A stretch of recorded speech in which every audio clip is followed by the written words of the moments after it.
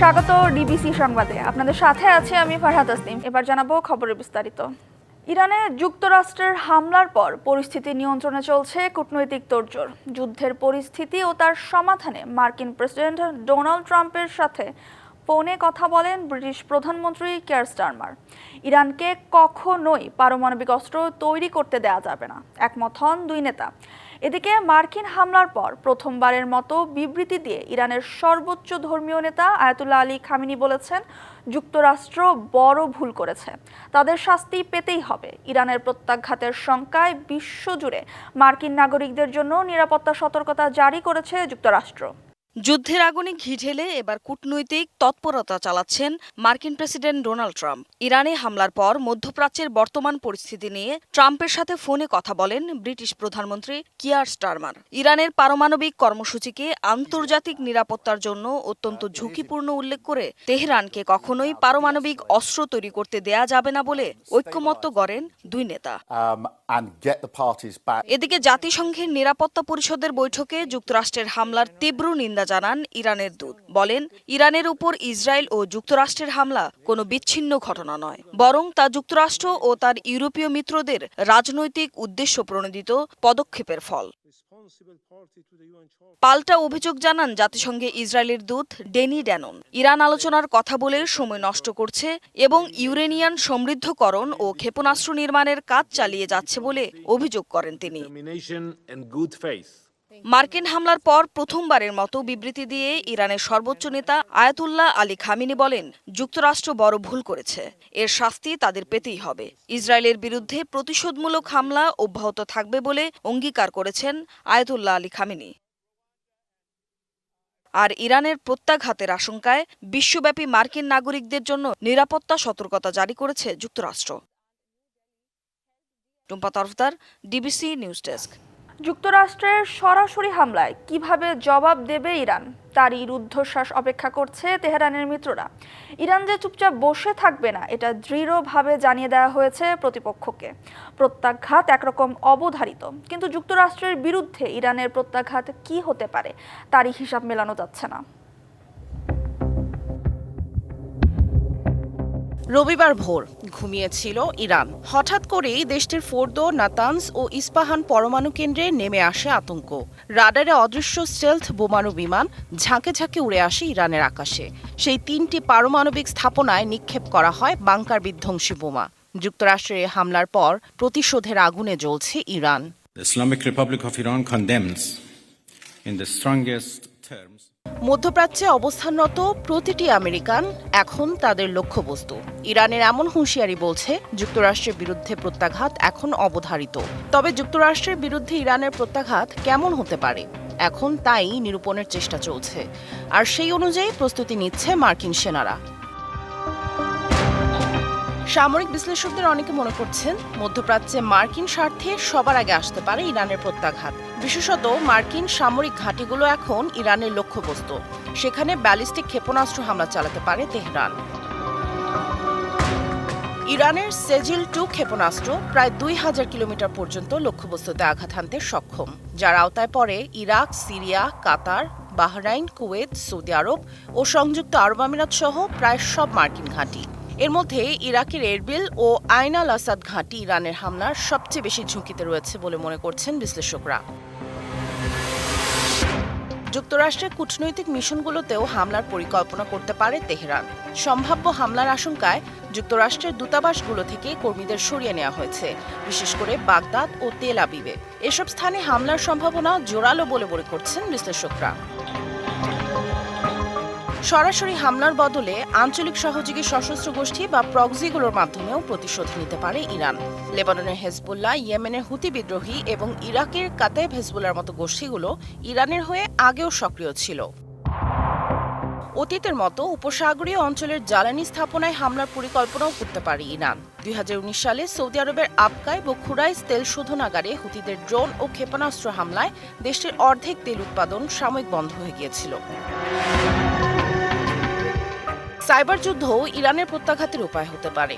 Iran ও তার প্রতিরোধমূলক গোষ্ঠীগুলো অতীতে ইসরায়েলের বিভিন্ন অবকাঠামো ও সরকারি সিস্টেমে সাইবার হামলা চালিয়েছে। সব মিলিয়ে ইরানের প্রতিক্রিয়া যে রূপেই হোক না কেন, প্রতিটি কৌশলেই রয়েছে ব্যাপক রাজনৈতিক ও সামরিক ঝুঁকি, যে কারণে যত সময় গড়াচ্ছে আন্তর্জাতিক মহলে ততই বাড়ছে উদ্বেগ। সামিয়া জান্নাহ, ডিবিসি নিউজ ডেস্ক। ইরানের পারমাণবিক স্থাপনায় যুক্তরাষ্ট্রের হামলার পর বিশ্ববাজারে জ্বালানি তেলের দাম 5 মাসের মধ্যে সর্বোচ্চ হয়েছে। সোমবার লেনদেনের শুরুতেই অপরিশোধিত তেল ব্রেন্ট ক্রুড এবং যুক্তরাষ্ট্রের ওয়েস্ট টেক্সাস ইন্টারমিডিয়েট ক্রুডের দাম 4% বেশি বেড়ে জানুয়ারির পর সর্বোচ্চ পর্যায়ে পৌঁছায়। পরে অবশ্য দাম কিছুটা কমে। ব্রেন্ট ক্রুড ব্যারেল প্রতি $78.93 দাঁড়ায়, আর ওয়েস্ট টেক্সাস ইন্টারমিডিয়েট অপরিশোধিত তেলের দাম হয় $75.73। ইরান ওপেকের তৃতীয় বৃহৎ তেল উৎপাদনকারী দেশ। যুক্তরাষ্ট্রের হামলার জবাবে এরই মধ্যে হরমুজ প্রণালী বন্ধ করার সিদ্ধান্ত অনুমোদন দিয়েছে ইরানের পার্লামেন্ট। সংকীর্ণ এই সমুদ্র পথ দিয়ে বিশ্বের 20% তেল পরিবহন করা হয়। হরমুজ প্রণালী আংশিক বন্ধ হলে ব্রেন্টের দাম $110 ছাড়িয়ে যেতে পারে বলে পূর্বাভাস দিয়েছে গোল্ডম্যান স্যাক্স।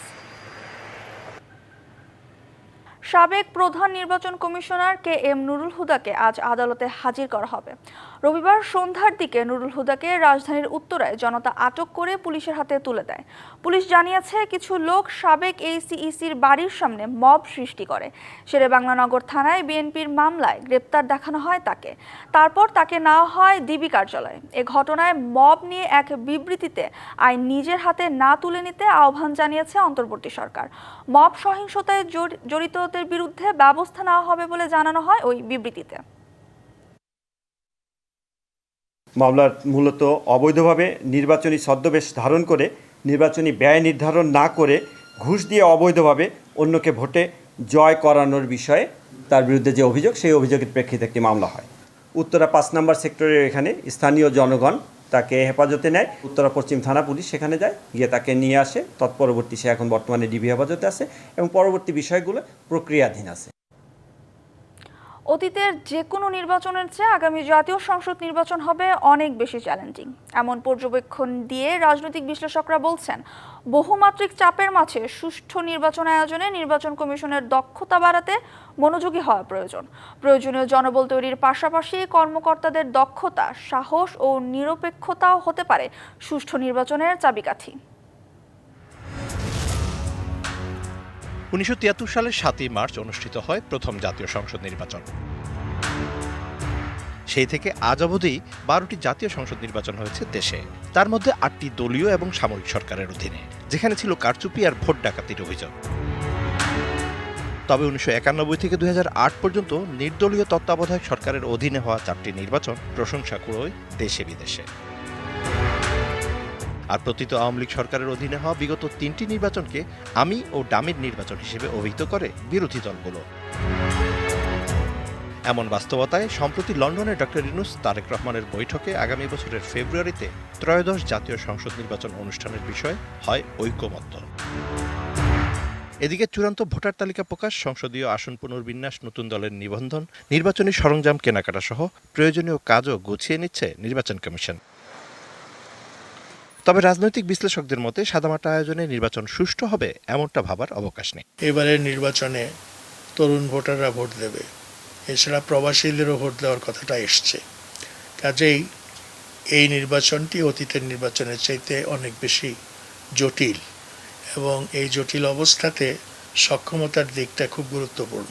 সুষ্ঠু নির্বাচন আয়োজনের চ্যালেঞ্জ মোকাবিলায় নির্বাচন কমিশনের করণীয় সম্পর্কেও পরামর্শ দেন এই রাষ্ট্রবিজ্ঞানী।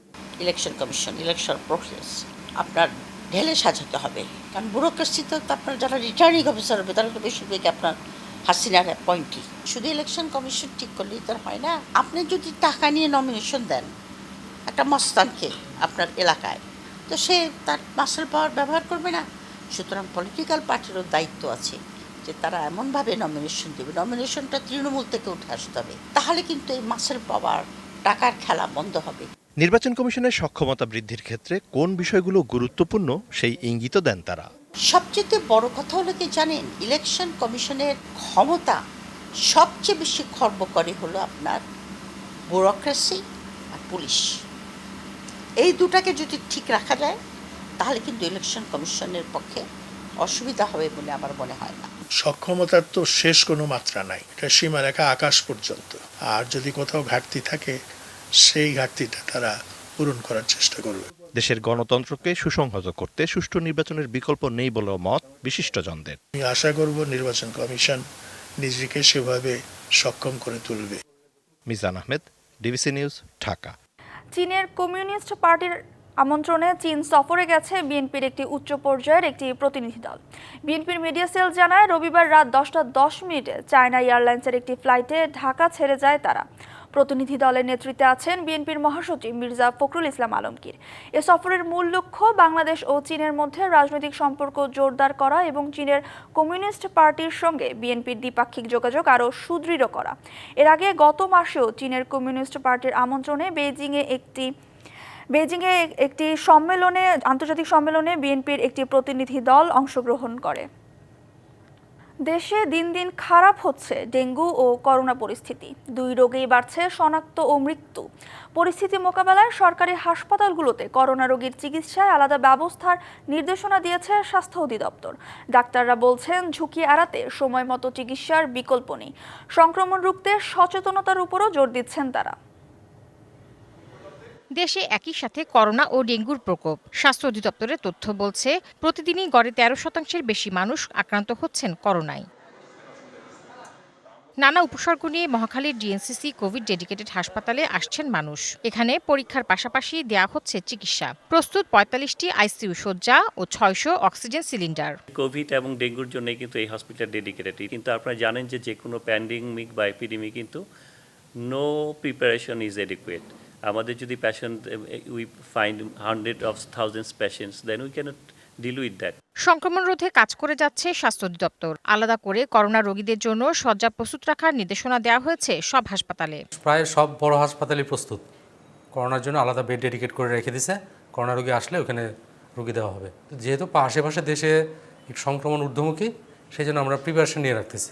হসপিটাল প্রিপারেশনের মধ্যে 1 নম্বর কিটস সরবরাহ করা, ডায়াগনস্টিক কিটস। 2 নম্বর হসপিটালগুলো রেডি রাখা, বেড আইসোলেট করা, প্লাস অক্সিজেন সরবরাহটা নিশ্চিত করা। এদিকে এডিস মশাবাহিত ডেঙ্গু রোগে চলতি বছরে প্রায় 7,500 মানুষ আক্রান্ত হয়েছেন। প্রকোপ বেশি বরিশাল বিভাগে, বাড়ছে প্রাণহানিও। চিকিৎসকরা বলছেন, ডেঙ্গু আক্রান্ত হলে নির্দেশনা মেনে চললে ঝুঁকি কমে আসবে। যদি জ্বর আসে, আমি শুধুমাত্র প্যারাসিটামল খাবো, আমি শুধু পানি দ্যাট মিনস লিকুইড ফুডটা আমি খাবো। একটা বিশাল অংশ কিন্তু আমরা কিন্তু হৃদরোগে বা স্ট্রোকে কিন্তু আক্রান্ত। এই রোগীগুলো কিন্তু প্লাটলেট, অ্যান্টিপ্লাটলেট ওষুধগুলো খাচ্ছে। এই সময় এগুলো বন্ধ করে দিতে হবে। বিশাল একটা অংশ আছে কিন্তু রিউমাটোলজিক্যাল বিভিন্ন ডিজিজ আক্রান্ত, কিন্তু আর কিন্তু পেইন কিলার খাচ্ছে। এই পেইন কিলারগুলোকে বন্ধ করে দিতে হবে। এছাড়া সারা দেশে মশক নিধন কর্মসূচি জোরদারের ওপরও জোর দিয়েছেন তিনি। Tahsina Jessy, DBC news, Dhaka. সরকারি অফিস ফাঁকি দিয়ে ঘন্টার পর ঘন্টা নিজের ক্লিনিকে রোগী দেখেন কুষ্টিয়া জেনারেল হাসপাতালের আবাসিক মেডিকেল অফিসার হোসেন ইমাম। হাসপাতালের কাছে তার ক্লিনিক ঘিরে সক্রিয় দালাল চক্র। অনুসন্ধানে মিলেছে রোগী ভাগিয়ে নেওয়ার সত্যতা। এতে ভোগান্তি ও অর্থের অপচয় হচ্ছে সরকারি হাসপাতালে আসা রোগীদের। অনিয়মের সংবাদ প্রচার করলে মামলার হুমকি দিয়েছেন হোসেন ইমাম। 21 জুন দূর দূরান্ত থেকে আসা রোগীরা অপেক্ষায় কুষ্টিয়া জেনারেল হাসপাতালের আবাসিক মেডিকেল অফিসার হোসেন ইমামের চেম্বারের সামনে। ঘড়ির কাঁটায় বেলা 11:15, কিন্তু হোসেন ইমামের দেখা নেই। আমরা তো বসে আছি, ডাক্তার তো বললো আসবে, আমাদের বললো একটু পরে আছি, দেখছি কখন আসবি তা জানে না, কষ্ট দাঁড়ায় আছে। তাকে পাওয়া গেল হাসপাতালের পাশে তার মালিকানাধীন নিউ সান ক্লিনিকে। সরকারি অফিস সময় ফাঁকি দিয়ে রোগী দেখছেন এখানেই। ডাক্তার হোসেন ইমামের কাছে নিউ সান ক্লিনিকে আমি গিয়েছিলাম 11:30টার দিকে। গেলাম তার চেম্বারে, সে নিজে শুধু আমাদের দেখে ও প্রেসক্রিপশন করলো না, শুধু টেস্ট লিখে দিল। অভিযোগ আছে সরকারি হাসপাতাল থেকে নিয়মিত রোগী ভাগিয়ে আনা হয় নিউ সান ক্লিনিকে। 2 ঘন্টা পরে উনি আবার চেম্বারে আসলো। আসার পরে ওখানে আমাকে দেখলো, দেখার পরে 3-4টা টেস্ট দিল। দেওয়ার পরে আমাকে ওই মহিলা দালাল নিয়ে গেল নিউ সানে নিয়ে গেল। আর এ কাজে সক্রিয় 10 থেকে 15 জন দালাল। ডিবিসি নিউজের ক্যামেরায় উঠে এসেছে সে চিত্র।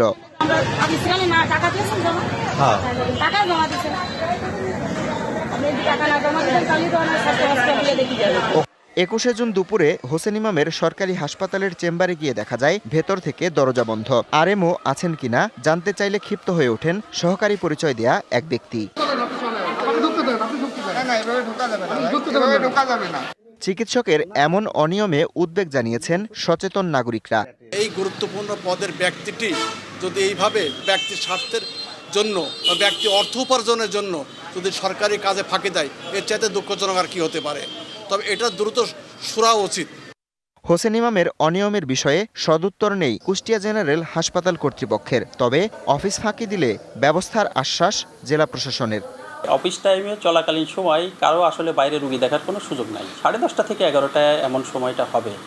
উনি আমার সাথে দেখা করে গেছেন, হসপিটাল বিষয়ে সামগ্রিকভাবে আলোচনাও করে গেছেন। যেহেতু আমার নজরে এসেছে, বিষয়গুলো আমি দেখব। দালালের বিষয়ে আমরা ইতোমধ্যে বিভিন্ন সময় ব্যবস্থা নিয়েছি, এটা চলমান রয়েছে। ডক্টর সাহেবদের থাকা না থাকার বিষয়গুলি খোঁজখবর নিয়ে যদি দেখি যে হ্যাঁ এরকম প্র্যাকটিস করে থাকেন, তাহলে এটা সংশ্লিষ্ট কর্তৃপক্ষের মাধ্যমে আমরা সলভ করব।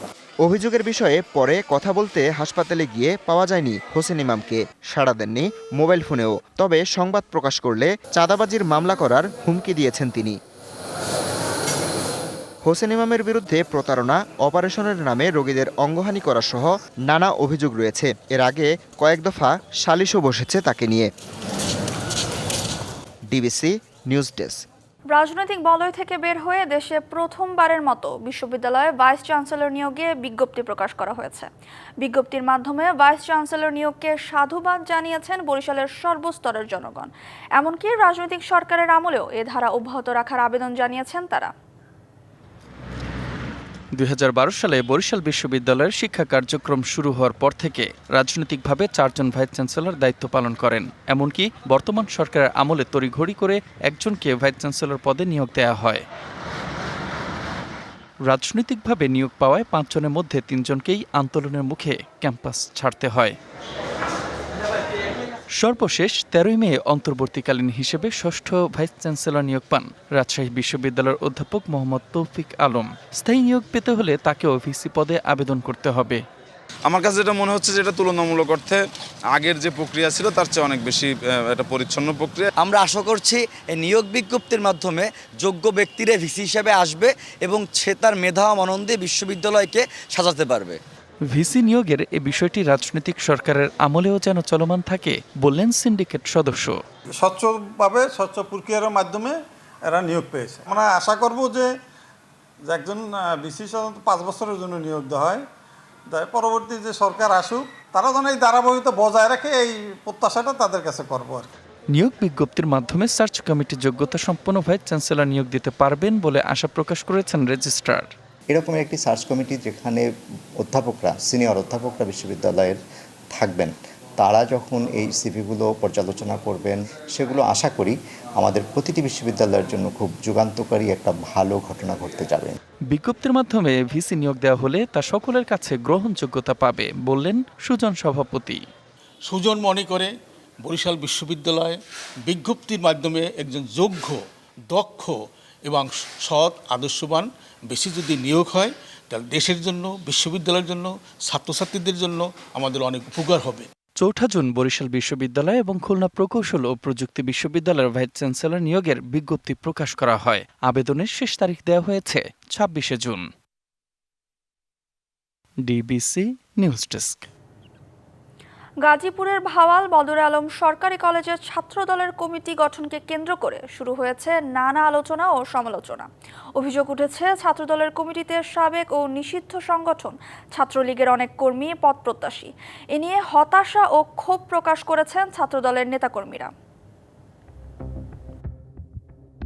গাজীপুর ভাওয়াল কলেজে নিষিদ্ধ সংগঠন ছাত্রলীগের বিতর্কিত নেতা রবিন সর্দারের ঘনিষ্ঠ কর্মীরা এখন ছাত্রদলের আসন্ন কলেজ কমিটির পদপ্রত্যাশী। পদপ্রত্যাশীদের তালিকায় শুধু ছাত্রলীগ কর্মী নয়, আছেন কলেজের অনিয়মিত ও প্রশ্নবিদ্ধ শিক্ষার্থীরাও। কমিটিতে ছাত্রলীগ সংশ্লিষ্টদের পদপ্রত্যাশা নিয়ে হতাশ ও ক্ষুব্ধ সাধারণ শিক্ষার্থী ও তৃণমূলের নেতাকর্মীরা। দল চেঞ্জ করে এখন ছাত্র দলে যোগদান করতেছে। দুঃসময়ে যারা দলের জন্য কাজ করছে, ত্যাগী কর্মী ছিল, তারা আসলে বঞ্চিত হচ্ছে এটার কারণে। এই বিষয়গুলো আমরা একজন সাধারণ স্টুডেন্ট হিসাবে আমরা কলেজটাকে নিরাপদ মনে করছি না। তারা বিভিন্নভাবে এখনো প্রভাব বিস্তার করতেছে। ছাত্রলীগ কর্মীরা এখন ছাত্রদলের কর্মী, এমনটা বলছেন খোদ কলেজের অধ্যক্ষ। একেবারে কাছের যারা ছিল, প্রধান যারা ছিল, তারা এখন নেপথ্যেই আছে। ঘুরে ফিরে আমরা তাদেরই দেখতে পাই, তারা বিভিন্ন দলের সাথে মার্চ হয়ে গেছে। পদপ্রত্যাশীদের সভা সমাবেশে উপস্থিতি ও নানা কর্মকাণ্ড দেখে পদ দেওয়ার কথা জানান মহানগরের এই নেতা। মাঠে ময়দানে কে কোনদিন ছিল এবং আন্দোলন সংগ্রামের ছবি দেখি। যদি কোনো ছাত্রলীগের অনুপ্রবেশকারী, যেটা আমরা বলি অনুপ্রবেশকারী ছাত্রলীগ থেকে পদবি আছে, এরকম যদি কেউ থাকে তারা কেউ কমিটিতে স্থান পাবে না। কমিটিকে কেন্দ্র করে তৈরি হওয়া ধোঁয়াশায় একদিকে দেখা দিয়েছে আদর্শগত প্রশ্ন, অন্যদিকে ছাত্রদলের ভেতরেও তৈরি করছে বিভক্তি। Mahmuda Sikder, DBC news, Gazipur. বর্ষার শুরুতেই ভাঙন তীব্র হয়েছে গাইবান্ধার ব্রহ্মপুত্র নদে। নতুন করে ফুলছড়ি উপজেলার ৩ কিলোমিটার এলাকা জুড়ে বিলীন হচ্ছে ফসলি জমি। ঝুঁকিতে স্কুল, বাজার সহ বহু স্থাপনা ও বসতবাড়ি। পানি উন্নয়ন বোর্ড জিও ব্যাগ ফেলে ভাঙন ঠেকানোর চেষ্টা করলেও স্থানীয়দের দাবি স্থায়ী বেড়িবাঁধ নির্মাণের। গাইবান্ধার ফুলছড়ি উপজেলার উড়িয়া ইউনিয়নের বাসিন্দা আলোরানী ব্রহ্মপুত্রের করাল গ্রাসে ৩ বার হারিয়েছেন বসতভিটা। এখন আশ্রয় হয়েছে অন্যের জমিতে। তবে সেখানেও নদী ভাঙন শুরু হওয়ায় পরিবার নিয়ে আছেন অনিশ্চয়তায়। জমা জমিন কিছুই নাই, কি করি খামো? সেগুলো ঘর বাড়ি ভাঙি গেছে, সেগুলো ভালো করে আর পাইনি। কিভাবে করি খামো? মানুষের চেয়া চিন্তি নিয়ে খাই। এখন কিভাবে চলবো না চলবো, নদী ভাঙা কেউ করতে পারে না। বর্ষা এলেই নদী ভাঙনে ভিটামাটি হারানোর আতঙ্কে থাকেন গাইবান্ধার ব্রহ্মপুত্র নদীর পাড়ের বাসিন্দারা। চলতি বর্ষা মৌসুমের শুরুতেই লছড়ি উপজেলার উড়িয়া ইউনিয়নে প্রায় ৩ কিলোমিটার এলাকা জুড়ে নদী ভাঙন শুরু হয়েছে। তাতে বসতবাড়ি হারানোর সংখ্যায় শতাধিক পরিবার। দ্রুত কার্যকর পদক্ষেপ না নিলে নদীতে বিলীন হতে পারে সরকারি প্রতিষ্ঠান সহ বাজার ও বসতবাড়ি। আমাদের গাছগাছরা ক্ষতিগ্রস্ত, বাসার, তারপরে ভিটামাটি গেছে, সরকারি প্রাথমিক বিদ্যালয় ভবন, তা আমার ওখানে একটা রাইস মিল ব্যবসা, আমি অনেক ক্ষতিগ্রস্ত। জিও ব্যাগ ফেলে ভাঙন ঠেকানোর চেষ্টা করছে পানি উন্নয়ন বোর্ড। আমরা ইতিমধ্যে 2000 জিও ব্যাগ সরবরাহ করেছি। জিও ব্যাগ ভরার কার্যক্রম চলমান আছে। আমরা ভাঙন প্রশমনে পানি উন্নয়ন বোর্ড থেকে যা যা কার্যক্রম নেওয়ার স্কুলের রক্ষাতে আমরা তা ইতিমধ্যে গ্রহণ করেছি। ভাঙন কবলিত এলাকায় স্থায়ী বেড়িবাঁধ নির্মাণের আশ্বাস পানি উন্নয়ন বোর্ডের। DBC news desk. 2 যুগেরও বেশি সময় ধরে একটু একটু করে দখল হয়ে গেছে ঝালকাঠি শহরের বুক চিরে বয়ে চলা খালগুলো। ফলে শহরের পয়ঃ নিষ্কাশন ব্যবস্থা অচল হয়ে পড়েছে। পরিবেশের উপর পড়েছে বিরূপ প্রভাব। পৌর প্রশাসক জানিয়েছেন, খালগুলো দখলমুক্ত করে প্রবাহ ফেরাতে উদ্যোগ নেওয়া হয়েছে। দেশের প্রাচীনতম ও প্রথম শ্রেণীর পৌরসভা ঝালকাঠি। 1875 সালে প্রতিষ্ঠিত এই পৌরসভা শহরটি একসময় পরিচ্ছন্ন শহর হিসেবে পরিচিত ছিল। শহরের বুক চিরে প্রবাহিত ছিল প্রশস্ত 22টি খাল। অতিবৃষ্টি হলেও দ্রুত তা খালগুলো দিয়ে নেমে যেত সুগন্ধা নদীতে। 2 যুগেরও বেশি সময় ধরে প্রায় সবগুলো খালই দখলদারদের কবলে পড়ে অস্তিত্ব বিলীন হয়ে গেছে। বর্তমানে 4 থেকে 5টি খালের নামমাত্র অস্তিত্ব থাকলেও সেগুলোরও 2 পাশ দখল হয়ে পরিণত হয়েছে ক্ষীণস্রোতে। শহরের কিছু সড়কের পাশে ড্রেন তৈরি করা হলেও আবর্জনা অপসারণ না করায় খাল কিংবা ড্রেন কোনোটি দিয়েই পানি নিষ্কাশন হচ্ছে না। এগুলো পরিণত হয়েছে মশা মাছির আবাসে, ছড়াচ্ছে রোগ জীবাণু। এক পশলা বৃষ্টি হলেই রাস্তাঘাট, দোকানপাট ও ঘরবাড়ি তলিয়ে ময়লা আবর্জনায় সয়লাব হয়ে যায়। এখন খাল ভরিয়ে গেছে এবং দখল হয়ে গেছে, পৌরসভা কোনো উদ্যোগ নিচ্ছে না। অবৈধ স্থাপনা অতি দ্রুত উচ্ছেদ করে ঝালকাঠি জেলার প্রাণ ফিরিয়ে আনার জন্য এই খালগুলোকে পুনরায় খনন করা হোক। মুষল আকারে বর্ষা হইলে সেই পানি এখানে নিষ্কাশনের কোনো ব্যবস্থা নাই, সেগুলো আমাদের এই রোডে প্রবাহিত হয়। আমাদের স্কুলের পাশে এই খাল জনগণ তারা ময়লা ফালায় ভরাট করছে, তো এতে রোগ জীবাণু ছড়ায়, মশার উৎপত্তি অনেক বাড়ছে। অবৈধ স্থাপনা সরিয়ে খালের প্রবাহ ফিরিয়ে আনার উদ্যোগের কথা জানিয়েছেন পৌর প্রশাসক। আমি আশা করি যে খালের নাব্যতা বৃদ্ধি পেলে খাল খননটা হলে যে সমস্যাগুলো আছে, মশা এবং ময়লার স্তূপ, এগুলো থাকবে না। আমরা একই সাথে ময়লার যেখানে ময়লার ভাগার বা নির্দিষ্ট জায়গায় নিয়ে নির্দিষ্ট জায়গায় ফেলছি। খাল বেদখল হওয়ায় একসময় পরিচ্ছন্ন শহর এখন পরিণত হয়েছে জলাবদ্ধতা আর ময়লা আবর্জনায় ভরা জনদুর্ভোগের শহরে। এই দুর্ভোগ থেকে মুক্তি পেতে কর্তৃপক্ষের দ্রুত পদক্ষেপ দাবি পৌরবাসীর। DBC news desk. পানি, জলাবদ্ধতা, খানাখন্দে ভরা রাস্তা, অপর্যাপ্ত ড্রেনেজ ব্যবস্থা সহ নানামুখী সংকটে জড়িয়ে আছে বাগেরহাটের বিসিক শিল্পনগরী। আর কাঁচামাল অভাবে বন্ধ 12টি প্রতিষ্ঠান, যার মধ্যে 9টি নারকেল তেল কারখানা। অনেকদিন ব্যবহার নেই, তাই অনেক কারখানার যন্ত্রাংশও পড়েছে মরীচিকা। বেকার হয়ে হতাশায় ভুগছেন শ্রমিকরা। 1996 সালে ভৈরব নদের পাশে প্রায় 21 একর জমির ওপর গড়ে তোলা হয় বাগেরহাটের বাংলাদেশ ক্ষুদ্র ও কুটির শিল্প কর্পোরেশন বা বিসিক শিল্পনগরী, যেখানে 123টি প্লটে 52টি শিল্প প্রতিষ্ঠান রয়েছে। তবে ব্যবস্থাপনা সংকট ও অনুন্নত যোগাযোগ ব্যবস্থার কারণে খুব একটা কাজে আসছে না এই শিল্পনগরী। সেই সাথে কাঁচামাল সংকটে কমেছে অধিকাংশ কারখানারই উৎপাদন। বন্ধ হয়ে গেছে 12টি প্রতিষ্ঠান।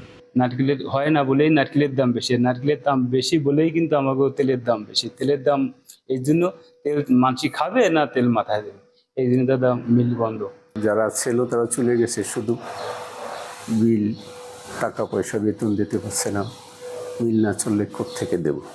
বিসিক কর্মকর্তা জানান, মূলত কাঁচামাল সংকটে বন্ধের পথে বেশিরভাগ কারখানা। নারকেল উৎপাদনের উপর ভিত্তি করেই কিন্তু আমাদের বাগেরহাট বিসিক শিল্পনগরীতে বেশ কিছু নারকেল তেলের মিল কারখানা গড়ে উঠেছিল। কিন্তু বর্তমানে যে সমস্যাটার সম্মুখীন আমরা হচ্ছি, যে নারকেলের বাগেরহাট জেলায় নারকেলের উৎপাদন প্রায় একেবারেই কমে গেছে, মানে আগের তুলনায় প্রায় নগণ্যই বলা চলে। ঠিক এই সমস্যার কারণেই মূলত আমাদের বর্তমান যে নারকেলের তেলের যে মিলগুলোর যে উৎপাদন প্রায় একদম নিম্ন পর্যায়ে চলে আসছে। এই অবস্থায় দ্রুত সময়ের মধ্যে অবকাঠামোগত উন্নয়ন ও সেই সাথে কাঁচামালের সহজলভ্যতার দাবি জানিয়েছেন সংশ্লিষ্ট ব্যবসায়ীরা। DBC news desk. ডিবিসি সংবাদে এ ছিল এখনকার মতো। DBC news